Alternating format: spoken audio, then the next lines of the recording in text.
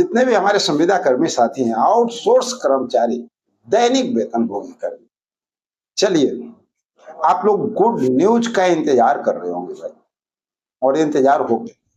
Cabinet की जब बात आती है तो सभी लोगों के अंदर एक अलग सी चहल पहल सा नजर आना शुरू हो जाता है। एक खुशियों का माहौल जैसे लगता है ना कि दिल में एक उमंग हो रहा है, क्योंकि सब लोग को पता है कि जिस तरह का सिचुएशन पैदा हुआ था ना बजट सत्र के दौरान विधानसभा में, तो भाई इसके बाद जो है बहुत सारे हमारे ऐसे साथी हैं जो इंतजार कर रहे हैं कि जल्द से जल्द कैबिनेट की बैठक होता तो शायद हमारा काम हो जाता।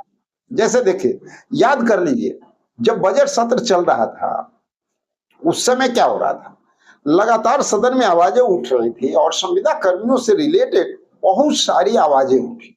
जैसे न्याय मित्र की बात किया जाए तो आवाज उठा, ग्राम रक्षा दल की बात किया जाए, ग्राम कचहरी सचिव की बात किया जाए, वार्ड सचिव की बात किया जाए, या तो आशा कार्यकर्ता की बात किया जाए, आंगनबाड़ी सेविका की बात किया जाए, परिचारी की बात किया जाए, चौकीदार की बात किया जाए, ग्रामीण चिकित्सकों की बात किया जाए, तो साथियों सभी लोगों का आवाज जो है लमसम विधानसभा सत्र के दौरान उस समय उठा था, बजट सत्र के दौरान।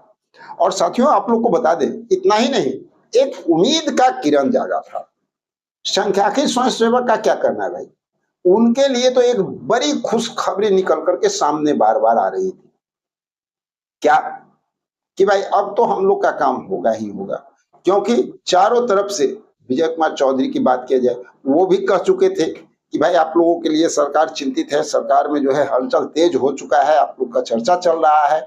और उसके बाद सदन में भी आवाज उठने के बाद आप लोग को ये साफ साफ संकेत दिया गया था, वो लेटर भी हम आपको दिखाए थे, याद कर लीजिए, जिसमें ये साफ संकेत दिया गया था कि तत्काल प्रभाव से हटाया गया था, कंप्लीट नहीं, तत्काल, यानी उस समय हटाया गया था, यानी भविष्य में मौका आपके पास है, कभी भी सरकार उस पैनल को वापस ले सकती है और आपको जो है पुनः मौका मिल सकता है। यानी एक उम्मीद का किरण जो है पूरी तरह से जाग चुका था। और कई जगह पे संख्या के स्वयंसेवक के जो साथी हैं गए थे मंत्री के पास, विधायक के पास, यानी लोगों के पास, तो वहां से भी संकेत इनको मिले थे कि बिल्कुल आप लोग का काम होगा, निश्चिंत रहिए, इस पे सभी लोग लगे हुए हैं। लेकिन उसी बीच में जो खबर आ जाती है निकल करके कि माननीय मुख्यमंत्री हमारे जो है दिल्ली जा रहे हैं और बिहार अब नीतीश कुमार से दूर होने जा रहा है और दूसरे मुख्यमंत्री का इंतजार कर रहा है। लेकिन इस बीच में भी एक उम्मीद जागी, और वो उम्मीद क्या था कि भाई जाते जाते तो माननीय मुख्यमंत्री कुछ अपने जो उनका ड्रीम प्रोजेक्ट है ना उस पे वो काम करके जाएंगे, यानी उस संविदा कर्मियों का तो भाई कल्याण हो सकता था। लेकिन वो भी स्थिति जो बनती नजर आ रही है वो आप लोग देख ही चुके हैं, सब कुछ क्लियर हो गया, 10 तारीख भी हो गया, माननीय मुख्यमंत्री भी भाई जाकर के शपथ ग्रहण कर लिए। अब सिर्फ बात हो गई कब इस्तीफा दे रहे हैं और कब लोग आ रहे हैं। लेकिन इस बीच में एक न्यूज और बहुत जबरदस्त ढंग से वायरल हो रहा है सोशल मीडिया पे।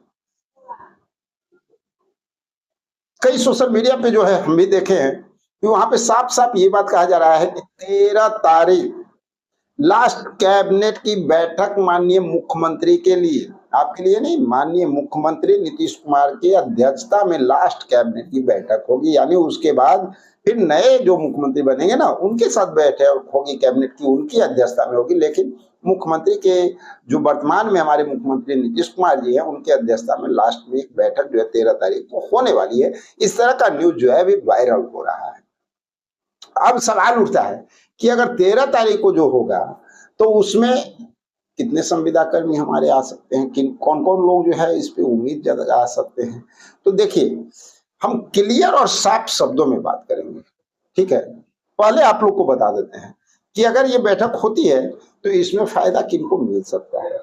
हमारे न्याय मित्र हैं ना, उनका चांसेस बने, कार्यपालक सहायक उनका तो भाई 99% का उम्मीद जा रहा है। उसके साथ साथ संख्याकी स्वयंसेवक का भी उम्मीद बनता नजर आ रहा है। ग्राम रक्षा दल है, ग्राम कचहरी सचिव है, वार्ड सचिव है, आपदा मित्र हैं, आपदा प्रबंधन में और भी कई ऐसे कार्य हैं जो होने की उम्मीद जताई जा रही है। यानी बहुत सारे ऐसे कार्य हैं जिसपे मुहर लगने का चांसेस बन रहा है। लेकिन सबसे बड़ा सवाल ये उठता है कि ये जो सोशल मीडिया पे जो बातें चल रही है कि 13 तारीख को कैबिनेट होने वाला है, क्या ये कैबिनेट वास्तव में होने वाला है? क्योंकि अभी तक जो है रियलिटी ये है कि ऑफिशियली अनाउंसमेंट तो हुआ नहीं है।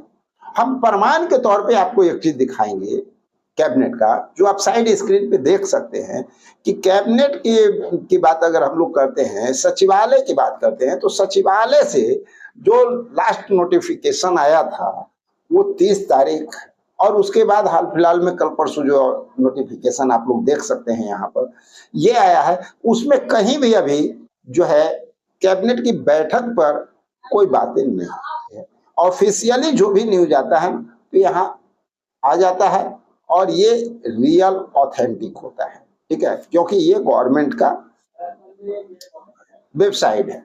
तो सवाल ये है कि अभी तक रियल में तो कहीं कुछ ऐसा देखने को मिला नहीं है।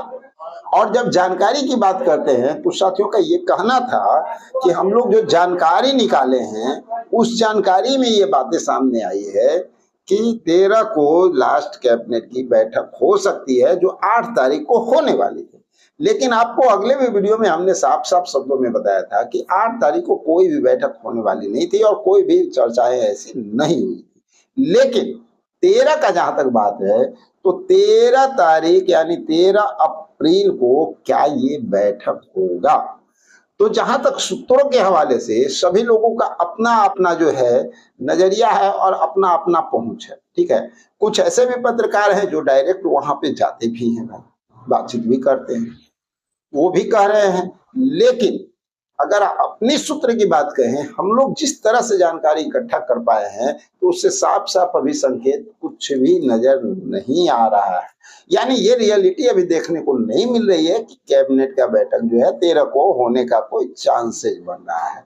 एक उम्मीद बस यही लग रहा है कि अब सरकार जब बदलेगी, नई गवर्नमेंट आएगी, तभी कोई बैठक हो सकती है। लेकिन हो सकता है आपातकालीन स्थिति पैदा हो, एकाएक माननीय मुख्यमंत्री नीतीश कुमार का भाई ऊर्जा जागे, उनका उत्साह जागे कि नहीं हम जा रहे हैं तो जाते जाते कुछ जो है अपने राज्य के लिए कुछ ऐसा करके जाए कि जीवन भर हमारा एक अलग पहचान बन के रह जाए। तो उसके लिए हो सकता है अगर वो बैठक बुला लेते हैं तो इसमें शायद कुछ संविदा कर्मियों का भाग्य उदय भी हो सकता है, इसमें कहीं कोई शक नहीं है। क्योंकि जिस तरह की चर्चा बना हुआ है, जिस तरह से आप लोगों के फाइलों पे काम आगे बढ़ रहा है, तो ये साफ साफ संकेत नजर आ रहे हैं कि बहुत सारे ऐसे संविदा कर्मी साथी, आउटसोर्स कर्मचारी साथी, आपदा मित्र के साथी हैं, न्याय मित्र हो गए, आपको बाल दीदी हो गए, बहुत सारे ऐसे लोग हैं जिसमें ये उम्मीद जग रहा है कि आशा कार्यकर्ता हूँ या आंगनवाड़ी सेविका सहायिका हूँ, परिचारी हूँ या चौकीदार हूँ,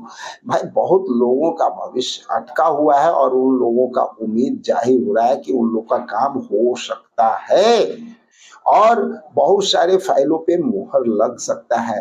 माननीय मुख्यमंत्री का अपना कुछ ऐसा ड्रीम प्रोजेक्ट है जिसमें चांसेस ज्यादा बन रहे हैं कि मुख्यमंत्री जाते जाते कहीं उन सब लोगों का कल्याण करके चले जाए। यानी कुछ घर में दीपक का लौ जो है जलता हुआ नजर आ सकता है।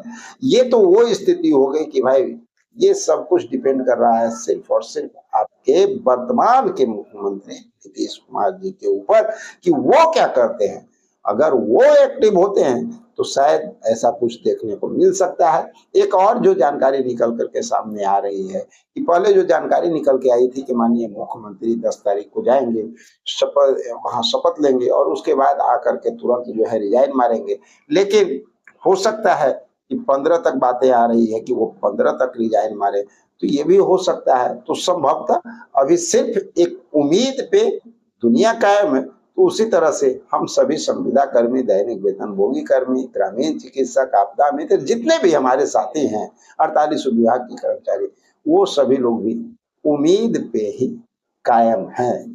लेकिन बस चलते चलते इतना जरूर कहेंगे कि अपनी आवाज को हम लोग को बुलंद रखना है। आने वाली जो भी सरकार हो, जो भी मुख्यमंत्री बने, भाई उनको संविदा कर्मियों के लिए सोचना चाहिए और उनके लिए हम लोगों को अपना आवाज बुलंद करने की भी आवश्यकता है। तो रेगुलर जो है हम लोग अपनी आवाज को उठाते रहेंगे, अपनी बातों को रखते रहेंगे, सरकार तक पहुंचाते रहेंगे और चाहेंगे कि जल्द से जल्द हम सब लोगों का कल्याण हो जाए। तो चलिए साथियों, मिलते हैं एक और जबरदस्त इंफॉर्मेशन के साथ अगले वीडियो में। जब तक के लिए जय हिंद।